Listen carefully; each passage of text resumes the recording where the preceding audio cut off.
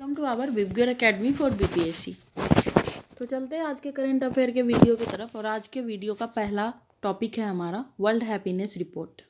ठीक है, world happiness report में हम देखेंगे कि इंडिया का रैंक क्या है, अदर कंट्री का रैंक क्या है, कौन से फर्स्ट पे है, कौन से लास्ट पे है, और किनके द्वारा ये जारी किया जाता है। मतलब इस रिपोर्ट के जितने भी इम्पोर्टेंट फैक्ट हो सकते हैं जो आपके एग्ज़ाम के लिए महत्वपूर्ण हो उसको। तो इंडिया का रैंक 118 है, 2024 में 126 था। टोटल 147 देश है इसमें, और इन सभी देशों पे एनालिसिस किया जाता है कि कौन से देश कितना खुशहाल है। और ये जो रिपोर्ट है ये United Nations sustainable development solution network द्वारा जारी किया जाता है। पहला पे फिनलैंड है, ठीक है, दूसरा पे डेनमार्क है और तीसरा पे आइसलैंड है। मतलब ऐसे सीक्वेंस में लिखा गया है, इसको समझना है कि ये फिनलैंड पहला पे है, दूसरा पे डेनमार्क और तीसरा पे आइसलैंड है। लास्ट में अफगानिस्तान है। अफगानिस्तान की स्थिति दयनीय है, ये आप सभी को पता होगा। यहाँ पे तालिबानी शासन है, महिलाओं का कोई प्रोटेक्शन नहीं है, बहुत स्थिति यहाँ की ख़राब है। इस वजह से खुशहाल में ये सबसे लास्ट में है। और सबसे फर्स्ट सबसे ज़्यादा खुशहाल देश अगर पूछ लिया जाए तो हम बोलेंगे फिनलैंड, और दूसरे नंबर पे डेनमार्क, तीसरे नंबर पे आइसलैंड। सीक्वेंस भी याद रखना जरूरी हो जाता है कई बार। और इंडिया 118 है, कुछ सुधार होते हुए 2024 से 25 में 118 इसका रैंक है। ठीक है, नेक्स्ट है हमारा रामनाथ गोयनका उत्कृष्टता पत्रकारिता पुरस्कार 2025।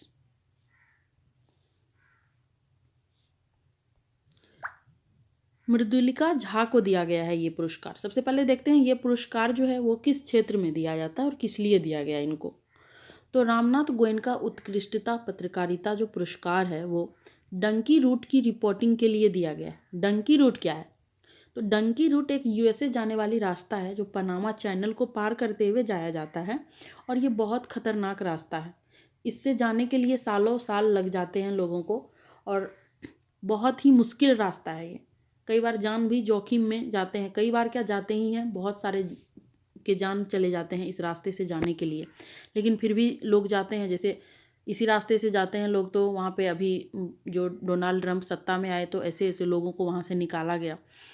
तो इस यहाँ रिपोर्टिंग की है ये मृदुलिका झा जो है, ये यहाँ पे जा कर के बहुत अच्छा परफॉर्मेंस की है रिपोर्टिंग में। इसी रिपोर्टिंग के लिए इनको रामनाथ गोयनका उत्कृष्टता अवार्ड दिया गया है। ठीक है, और ये जो अवार्ड है इसी क्षेत्र में दिया जाता है, पत्रकारिता के क्षेत्र में ही दिया जाता है।